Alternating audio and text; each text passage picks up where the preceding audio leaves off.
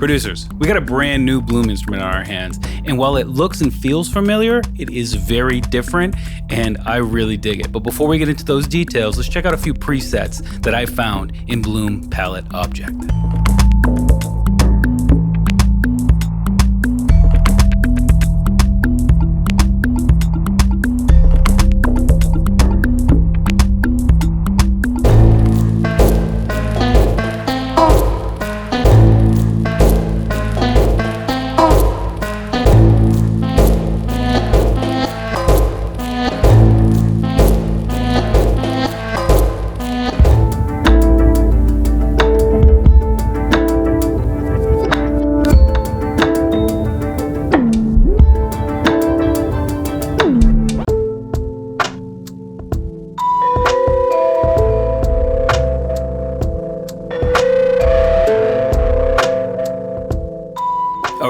So I think we can all agree those presets are amazing, and it just showcases what this thing is capable of. So let's jump in and find out why it is capable of such greatness. Right out of the gate, Palette Object looks and feels like all other Bloom instruments.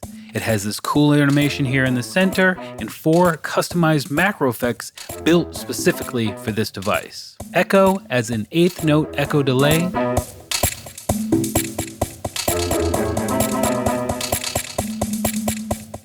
smooth as transient shaping and gentle compression. Tape will give you the tape style saturation and distortion you crave.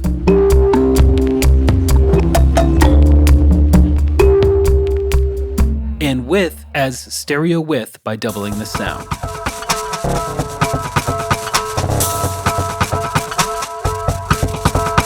At the bottom here on the performance page, you'll find the white triangles. These represent the white keys of a 2-octave keyboard, and these will trigger your samples and loops. The inverted gray triangles above them are the performance effects over here on the left, and the phrase triggers over on the right. All right, so let's talk about the samples next, and this is where things start to depart from earlier Bloom instruments. The earlier instruments, the banks, the sections, or the groups of samples were grouped together because those samples would sound great together. This one is by category, so we've got melodic and rhythmic loops, instruments, drums, and a lot of really cool foley and found sounds. So together you've got sort of a sound palette. You know what I mean? Before moving on though, you can still tune everything to the key of your project here. This will only tune the melodic bits, so your snares and hats and things like that won't get touched. Flipping over to the edit page, things still feel super familiar until we get to the middle section.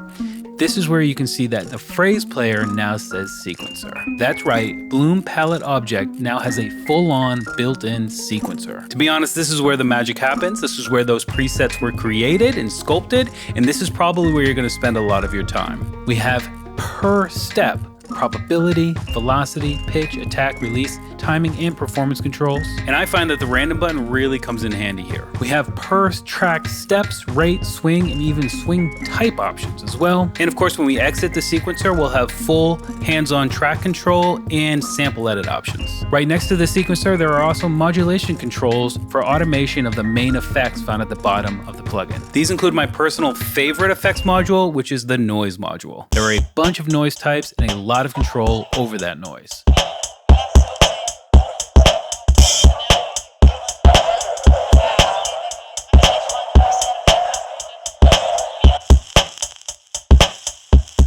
There are 3 reverb types as well.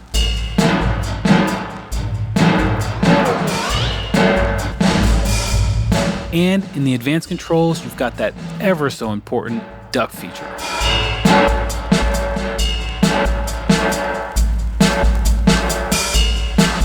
This pushes the reverb out of the way of the dry signal and lets it flow back in when the dry signal goes away. And exclusive to Bloom Palette Object, there is the speaker effect, which may or may not have been taken from Lifeline Expanse. You can see that we have a few options for speaker types and again, some advanced parameters for further control. I have to say I love this instrument. I love that it combines things like drums with household tools and Foley sounds, and everything just sounds super organic with it. And that's how I see it fitting into my production. Shout out to Excite Audio. It's another home run. Keep them coming because I'm loving all of these instruments and I can't wait to see what the next one has in store.